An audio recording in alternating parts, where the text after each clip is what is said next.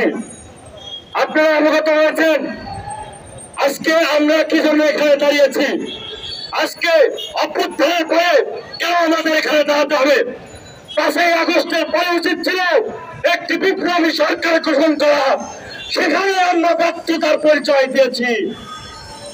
আজকে এই রাষ্ট্রের রন্ধ্রে রন্ধ্রে এই ফ্যাসিবাদের আগাছা যুক্ত রয়েছে। এতদিন বিপ্লবের এতদিন পরেও কেন এই ফ্যাসিবাদের যে আগাছাগুলো রয়েছে তাদের রুক্ষাতের জন্য আমাদেরকে রাজপথে নামতে হবে।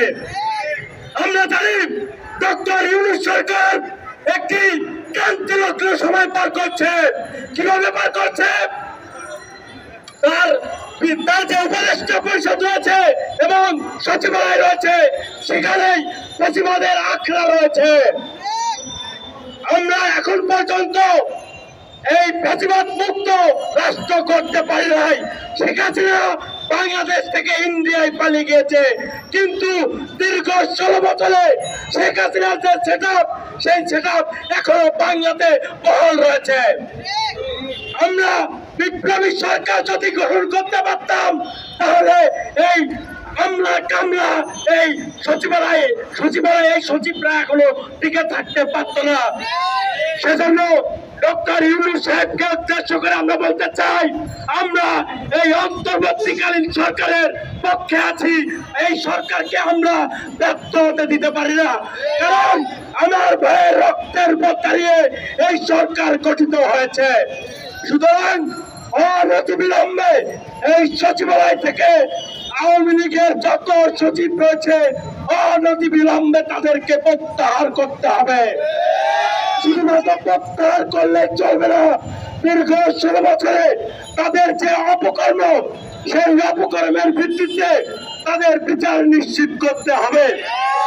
একই সাথে বলতে চাই যে দীর্ঘ 16 বছরে যে দলটি একটি ফ্যাসিবাদের দল হয়ে উঠেছিল, দীর্ঘ 16 বছরে যে দলটি এই সোনার বাংলাদেশকে একটি কুক্ষিগত করে নিজের ক্ষমতায়ন নিশ্চিত করেছিল, সেই আওয়ামী লীগকে অনতিবিলম্বে নিষিদ্ধ ঘোষণা করতে হবে।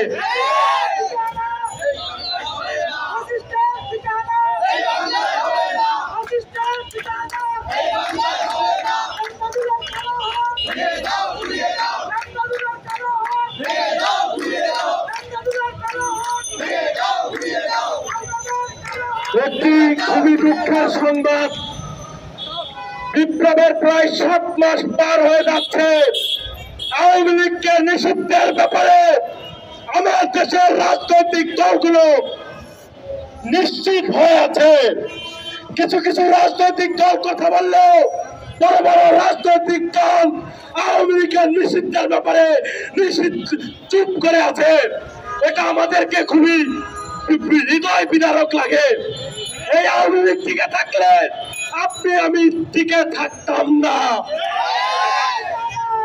আমাদের অবস্থান হয় ওই কারাগারে হতো, নয়তো আয়না ঘরে হতো। সুতরাং এই আওয়ামী লীগকে অনতিবিলম্বে নিষিদ্ধ করতে হবে। এবং আজকে আমরা যে দাবিতে দাঁড়িয়েছি, অনতিবিলম্বে যদি এই আওয়ামী লীগের সচিবদের অপসারণ না করা হয়, তবে ছাত্র জনতা নিয়ে কঠোর থেকে কঠোরতম আন্দোলন করা হবে। একই সাথে বলতে চাই, সারা দেশে পুলিশ সেক্টর থেকে শুরু করে প্রশাসনিক সেক্টরে যে সকল আওয়ামী লীগের, ছাত্রলীগ, যুবলীগের গুন্ডা পান্ডারা রয়েছে, তাদেরকেও চিহ্নিত করে অপসারণ করতে হবে। আওয়ামী সিট আপনার ভাঙা পর্যন্ত আমাদের জুলাই বিপ্লব চলবে। ধন্যবাদ সবাইকে। আসসালাম।